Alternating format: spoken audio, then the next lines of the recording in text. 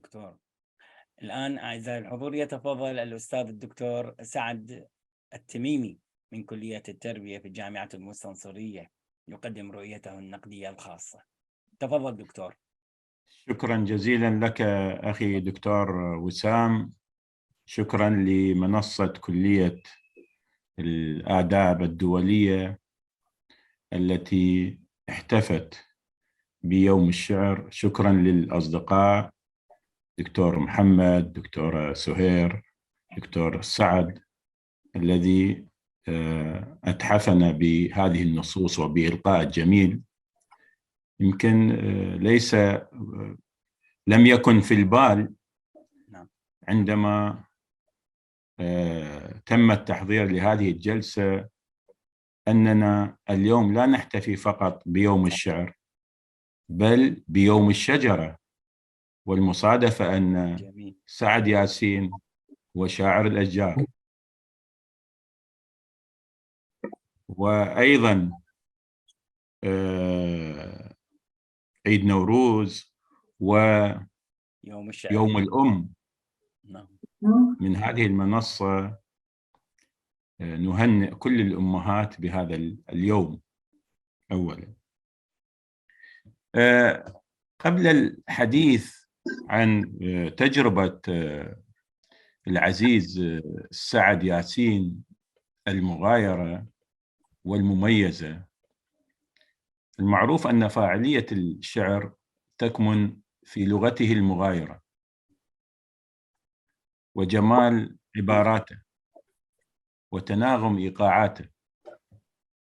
هذه الإيقاعات التي تنتظم فيها إيقاعات الحياة وحركة الزمان وتحولات المكان وأسئلة الوجود واستدعاء الذكريات والتطلع للمستقبل. ولذلك استوعب الشعر منذ فجر التاريخ تطلعات الإنسان ومخاوفه ورغباته وبحث عن الجمال وصراع مع الطبيعة، ليتشكل في الملحمة والمسرحية أولا ثم الشعر الغنائي. الشعر يلامس الروح ويستفز العقل في الوقت نفسه ويغوص في أعماق الأفكار والعواطف حتى تتشكل صور تنتقل من الشفاهية في النشأة الأولى للشعر إلى الكتابية في عصر التدوين والطباعة، ثم إلى الفضاء الافتراضي في عصر الرقمنة.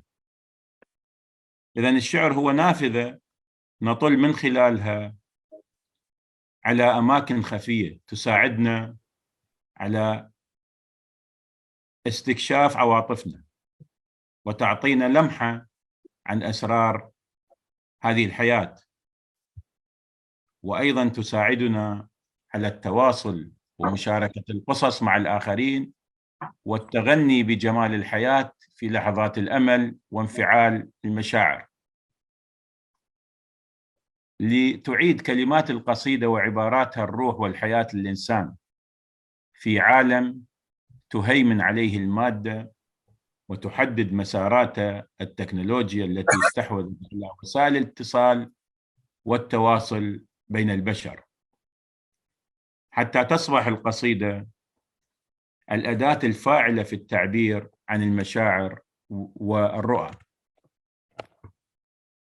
ولذلك تأتي اللغة المغايرة لتكون القناة في نقل رسائل الفن والجمال، ومن هنا تأتي أهمية الشعر للإنسان من فاعليته وتأثيره بما يخلق من مشاعر كبيرة في النفس الإنسانية، وأيضا ارتباطه بتاريخ البشرية، ليبقى هذا الشعر أو الخطاب الشعري فاعلا لم يتراجع أمام التكنولوجيا، وليبقى في دائرة الاحتفاء والاحتفال. والدليل على ذلك جلستنا في هذه الأيام، جلساتنا مو فقط جلستنا، تفاعلنا وأيضا سعادتنا بما سمعنا من نصوص شعرية قدمها العزيز سعد ياسين، مما يؤكد بأن الشعر يبقى من أهم الأجناس الأدبية، أقول من أهم الأجناس الأدبية لالتصاقه بالذات والكشف عن أحلامها وآمالها، فضلا عن أنه صورة معبرة عما تشترك به الأمم والشعوب من قيم إنسانية عليا تتجسد في مرجعية القصيدة اللغوية والثقافية. ولذلك فإن الشعر هو هوية لغوية وثقافية، وهو أغنى ما تمتلكه الإنسانية. بالعودة إلى تجربة، لا أريد أن أطيل، بالعودة إلى تجربة العزيز الشاعر سعد ياسين في جميع دواوينه، لطيف أننا تكلمنا دكتور محمد ودكتورة سهير وأنا سأتحدث في قضية بدون اتفاق مختلفة. تجربة سعد ياسين فيها ثابت وفيها متغير. الثابت الأفقي هو الأشجار التي ثبتت في 6 دواوين. بعد الديوان الأول بقيت الأشجار حاضرة. المتغير في هذه التجربة أن السياق، وهنا يعيدنا سعد ياسين إلى مقولة الجرجاني عندما تحدث عن فصاحة المفردة وبلاغتها، عندما قال: ليس المفردة بحد ذاتها هي الفصيحة والمؤثرة، وإنما السياق الذي يحررها. ولذلك أهم تقنية جعلت الشاعر سعد ياسين لا يكرر نفسه، وفي كل مرة يأتي بجديد، على الرغم من حضور هذه المفردة على مستوى العنوانات، فتجد في أكثر من أحيانا في الديوان تقريبا خمس الديوان يجوز في العنوانات موجودة الأشجار، وفي المتن أيضا موجودة الأشجار. لكن هل هذه الأشجار هي بدلالة واحدة؟ لا، هناك تحول لهذه المفردة. فلذلك وظف الشاعر سعد ياسين الأشجار في دلالات مختلفة، فتارة الأشجار اللي هي أنا أقول تعد الأشجار عتبة كبرى لقصائد سعد ياسين. من هنا أقول من أهم ملامح الشعرية في تجربة سعد ياسين هي الانزياح. هذا الانزياح الذي أعان الشاعر في تنويع دلالات الأشجار، فلا توجد دلالة مطابقة للأشجار على امتداد تارة الشجرة امرأة، وتارة قصيدة، وتارة حلم، وتارة جرح، وتارة عدو، وتارة حبيب، وتارة عذول. كثير يعني لم نجد هناك تكرارا لهذه الدلالات. فمن هنا لم تكن الطبيعة بشكل عام والأشجار بشكل خاص في شعر سعد ياسين مجرد دلالات مادية جغرافية يستوحيها ليوظفها في شعره، لأنه أدرك بأن ما تمتلكه الطبيعة والأشجار بشكل خاص من مظاهر وصفات ومعالم جمالية ذات دلالات رمزية يمكن أن تعطي عمقا وفاعلية كبيرة في تجربته الشعرية. وهذا ما جعله يتوقف طويلا عند الأشجار وتبقى حاضرة بشعره بقوة، وحتى تكون عتبة كبيرة لهذه التجربة الشعرية رافقتها منذ الديوان الثاني واستمرت إلى آخر أعماله الشعرية.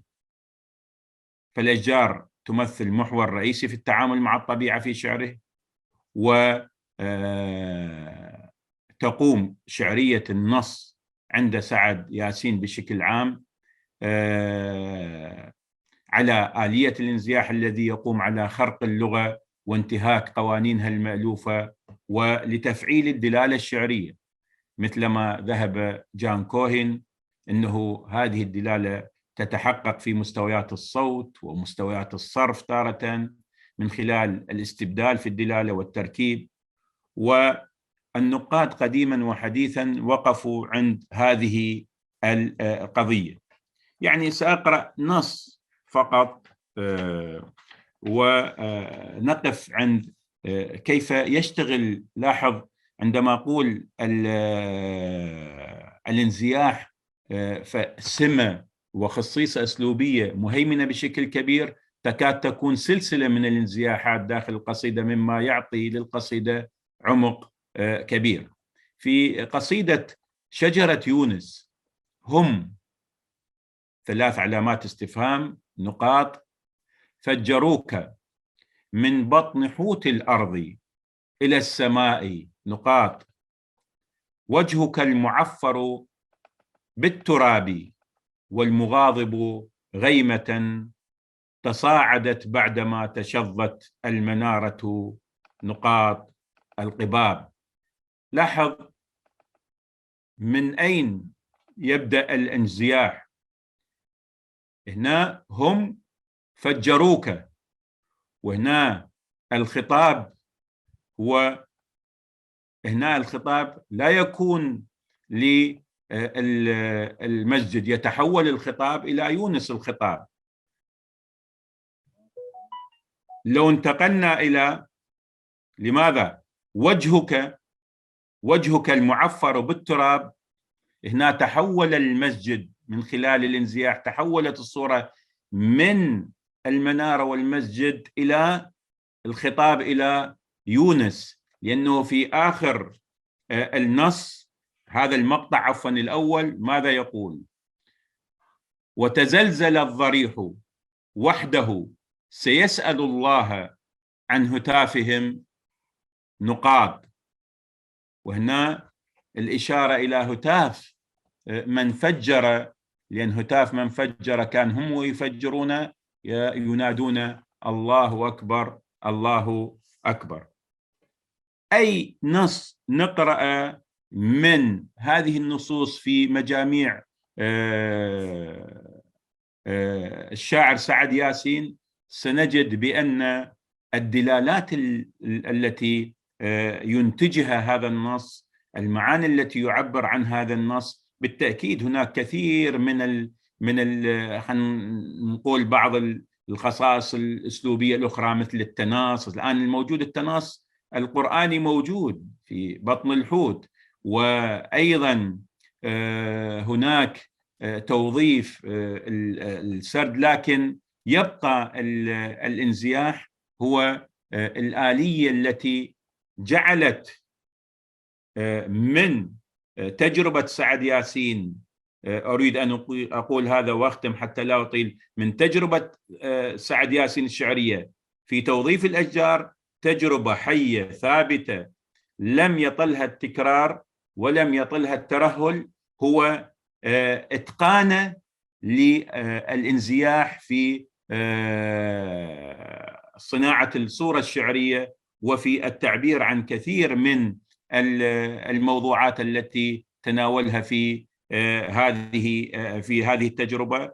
ومثل ما تفضلت الدكتورة سهير، بالتأكيد لا تقتصر تجربة سعد ياسين على الأشجار. لا يمكن عندما نقول شاعر الأشجار لأنه ارتبطت الأشجار به، ليس هو ارتبط بالأشجار وإنما الأشجار ارتبطت بسعد ياسين. لكن في قصائد سعد ياسين هناك شعرية النص، هناك كثير من التقنات، كثير من الآليات التي وظفت على مستوى القصيدة، والأشجار هو عنصر من هذه العناصر المكونة لهذه القصيدة.